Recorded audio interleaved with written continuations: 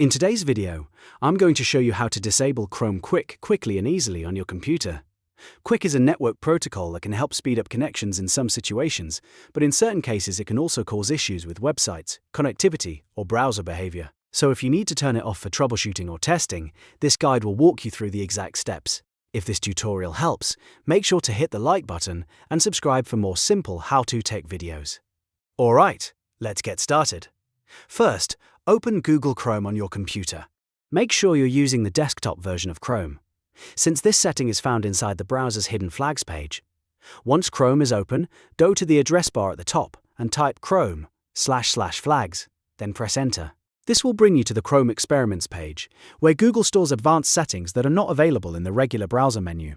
Now, on the Flags page, look for the search box at the top. Click inside it and type QUIC. Chrome will filter the results so you can find the exact setting much faster. After the page refreshes, look for the option named Experimental QUIC Protocol. This is the setting you need to change in order to disable QUIC in Chrome. Next, click the drop-down menu next to Experimental QUIC Protocol. You should see a few options available, and for this tutorial, select Disabled. Once you choose Disabled, Chrome will mark the change and prepare it to take effect. But it won't apply right away, so don't worry if nothing seems different yet. At the bottom right corner of the page, you'll see a Relaunch button. Click that button to restart Chrome and apply the new setting. Chrome will close and reopen automatically, and once it comes back, QUIC will be turned off. That's it, you've successfully disabled Chrome QUIC. If you are having browser issues, this may help with troubleshooting.